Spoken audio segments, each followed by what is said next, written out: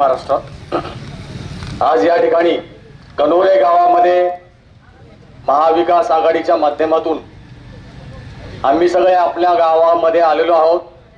आपल्या सगळ्यांना विनंती करायला आलेलो आहोत की महाविकास आघाडीच्या माध्यमातून शिवसेनेचे उमेदवार, ओरिजिनल शिवसेनेचे उमेदवार भाऊसाहेब वागचौरे, माजी खासदार भाऊसाहेब वागचौरे यांना आपल्याला पुन्हा एकदा 2024 ला 13 तारखेला मशालीवर बटन दाबून विजय करून पुन्हा एकदा खासदार बनवायचं आहे।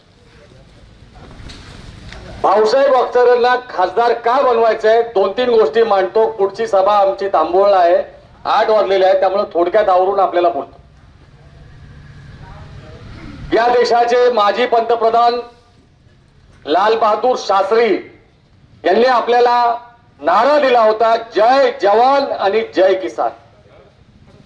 जवान म्हणजे मिलिटरीतली माणसं या देशाच्या सीमा सुरक्षित करतात आणि किसान जो आहे, शेतकरी जो आहे, तो या देशातील जनतेचं पोट भरण्याचं काम करतो। जवानांच्या बाबतीतला जर विषय घेतला तर आपल्या सगळ्यांना लक्षात असेल, 2014 ला या मोदींचं सरकार आलं, जुमलेबाजी केली। काय जुमलेबाजी केली ती आपल्या सगळ्यांना कल्पना आहे। अगदी 15 लाखापासून काळा पैसा आणू, काळा पैसा आता गुलाबी पैसा झालाय असं मला म्हणायचं। त्याचं कारण इलेक्ट्रोल बॉन्डच्या माध्यमातून यांनी एवढा भ्रष्टाचार केलाय, अधिकृतरित्या भ्रष्टाचार केलाय आणि तो पैसा स्विस बँकेमधून काळा पैसा आणण्याच्या ऐवजी स्टेट बँक ऑफ इंडिया, जी भारताची अग्रणी बँक आहे, त्या बँकेच्या माध्यमातून गुलाबी काळा बाजार केला असं मला म्हणायचं। 2019 ला ज्या वेळेला या मोदी साहेबाला वाटलं की आपण हरतोय, त्यावेळेला त्यांनी काय केलं तुमच्या लक्षात असेल। जुन्या गोष्टीची आठवण काढणं फार गरजेचं आहे मित्रांनो। ज्या जवानांचा, या मिलिटरी मॅनचा एक कॉन्व्हॉय जायचा होता आणि तो काश्मीरला संरक्षणासाठी जायचा होता, गाड्या जायच्या होत्या। आपण सगळ्यांनी पाहिलं असेल त्यावेळेला काश्मीरची जे सत्यपाल मलिक म्हणून राज्यपाल होते, त्यांनी मोदींना सांगितलं का हा कॉन्व्हॉय जाणार आहे, हा ताफा जाणार आहे मिलिटरीच्या सैनिकांचा, त्यांच्यासाठी आपण हेलिकॉप्टर, विमान काहीतरी व्यवस्था करावा। बाबांनी केली नाही। त्यानंतर कॉन्व्हॉय रस्त्याने गेला। रस्त्याने कॉन्व्हॉय जात असताना त्याला एवढी सुरक्षा असते की एखादी चिमणी कावळा सुद्धा ते कॉन्व्हॉय मध्ये जाऊ शकत नाही। आपल्या सगळ्यांना आठवत असेल 2019 ला पुलवामा जवळ त्या कॉन्व्हॉय वरती दहशतवादी हल्ला झाला। आज त्या ठिकाणी 40 ते 50 आपले जवान जे देशाच्या संरक्षणासाठी काश्मीरला चालले होते, त्यांना तिथे मृत्यू व्हावं लागलं, ते शहीद झाले। आता प्रश्न असा आहे की एवढी सगळी सुरक्षा असताना काश्मीरमध्ये 400 किलो RDX गेलं कसं? गेलं तर गेलं, ते 400 किलो RDX आमच्या जवानांच्या अंगावर गेलं कसं आणि तिथे तो स्फोट घडून आला कसा?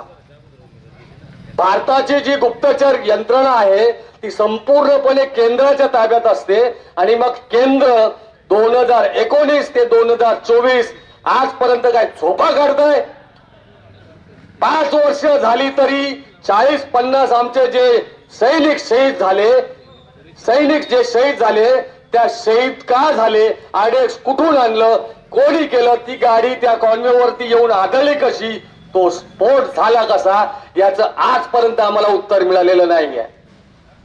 जेव्हा आम्ही म्हणतो जय जवान आणि जय किसान, जे जवान आमचं संरक्षणासाठी उभे असतात, त्या जवानांचं जर संरक्षण होत नसेल, हाल होत असतील, हाल अपेक्षा होत असतील, त्यांचे झालेले मृत्यू आज 5 वर्षानंतर सुद्धा त्याची जर काही चौकशी होत नसेल तर हे सरकार आपल्याला उलथवून लावायला पाहिजे असं माझं मत आहे आणि हे मत मांडण्यासाठी मी तुमच्या समोर आले।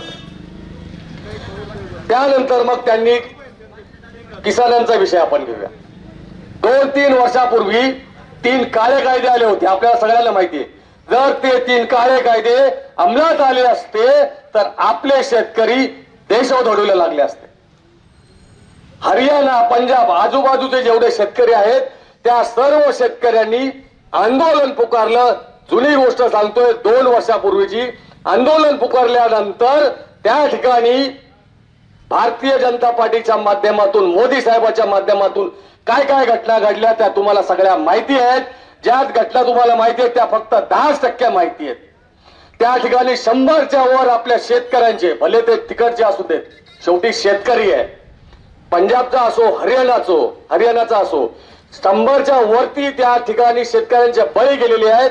त्या ठिकाणी शेतकऱ्यांवर अश्रुधुराच्या नळकंड्या सांडलेल्या आहेत. शेवटी त्यांना ते 1.5 वर्ष, शेतकऱ्यांना 1.5 वर्ष आंदोलन करावं लागलं आणि हा मोदी बाबा त्या शेतकऱ्यांना 1 मिनिट सुद्धा भेटायला गेला नाही. 1 मिनिट सुद्धा.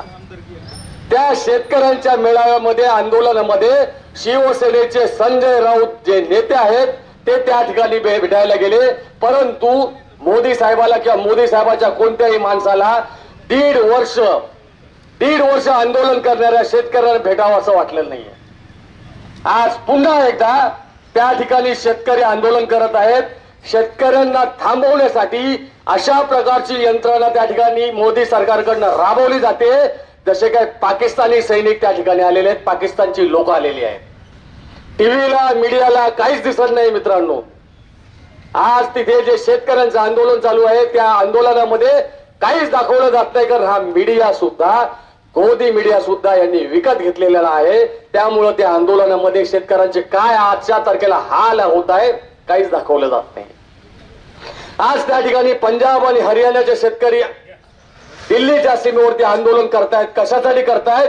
तर आपल्या शेतकऱ्याला हमी भाव मिळावा म्हणून. मग हमी भाव मिळावा म्हणून जर आंदोलन करत असेल तिकडचे शेतकरी, तर आपल्या इकडच्या महाराष्ट्रातील शेतकऱ्यांनी सुद्धा या सर्व शेतकऱ्यांच्या पाठीमागे उभं राहायला पाहिजे. आपण तिकडे जाऊ शकत नाही, पण मग आपण तिथे जाऊ शकत नाही तर सपोर्ट कसा करू शकतो? तर मोदी सरकार या ठिकाणी पूर्ण भारतातून, महाराष्ट्रातून, आपल्या शेडीतून आणि आपल्या गणोरे गावातून यांना हाकलून लावलं पाहिजे. 0 मतदान या ठिकाणी सर्व शेतकऱ्यांनी भारतीय जनता पार्टीला किंवा भारतीय जनता पार्टीच्या सहकार्यांना करायला पाहिजे. 1 सुद्धा मतदान नाही करायला पाहिजे. कोणतीही गोष्ट होत असताना भारतीय जनता पार्टीचे मोदी सरकार असेल ते शेतकऱ्याच्या हिताचं काहीच काम करत नाहीये. जय जवान आणि जय किसान ज्या वेळेला आम्ही नारा देतो त्यावेळेला जवानांची सुरक्षा नाहीये, किसानांची सुरक्षा नाहीये. 2014ला ज्या वेळेला तुम्हाला माहिती असेल, हा टरबुजा फडणवीस ज्या वेळेला मुख्यमंत्री झाला होता त्यांनी शेतकऱ्यांना कर्जमाफीसाठी किती अडचणी लावल्या होत्या, 25 अटी लावल्या होत्या. परंतु ज्या वेळेला उद्धव साहेब महाविकास आघाडीच्या माध्यमातून उद्धव ठाकरे ज्या वेळेला मुख्यमंत्री झाले, सगळ्यात पहिला मंत्रिमंडळामध्ये त्यांनी निर्णय घेतला असेल तो निर्णय काय घेतला? रायगड, छत्रपती शिवाजी महाराजांची जी राजधानी होती त्या रायगड किल्ल्याचं संवर्धन करण्यासाठी 20 कोटी त्वरित मंजूर केले. आणि दुसरा जो काही निर्णय घेतला लगेच, तो निर्णय हा होता की शेतकऱ्यांची 2 लाख रुपयापर्यंत कर्जमाफी झाली पाहिजे, विना अट, एकही अट न घालता फक्त अंगठा लावल्यानंतर त्या ठिकाणी 2 लाखापर्यंत शेतकऱ्यांचे कर्ज माफ झालेले आहे. मग आपल्याला विचार करायला पाहिजे की जे शेतकऱ्यांच्या विरोधात आहेत, जे महिलांच्या विरोधात आहेत, जे बेरोजगारांना रोजगार मिळवून देत नाहीत, अरे हे रोजगार काय देणार? सरकारी आस्थापन जे विकणारे सरकार आहे, MTNLचा असेल, रिलायन्सचा असेल, रेल्वेचा असेल, कितीतरी सरकारी आस्थापन हे विकतायत, तर सरकारी नोकऱ्या मिळणार कुठून? नवीन तर निर्माण करत नाहीत. ज्या जुन्या सरकारी नोकऱ्या मिळण्याची शक्यता असते ती आस्थापन सुद्धा प्रायव्हेटला देत आहेत. आज रेल्वे हा एकच डिपार्टमेंट केंद्र सरकारचा असा आहे की त्या रेल्वेच्या डिपार्टमेंट मधून सरकारला प्रॉफिट होतं, परंतु ते सुद्धा हे अदानी आणि अंबानी आणि त्यांच्या मित्र परिवाराच्या घशात घालतात. रेल्वेला सुद्धा प्रायव्हेट करण्याचं यांचं काम चालू झालेलं आहे. प्रायव्हेट रेल्वे काही प्रमाणामध्ये रेल्वेच्या माध्यमातून प्रायव्हेट लोकांच्या आलेल्या आहेत.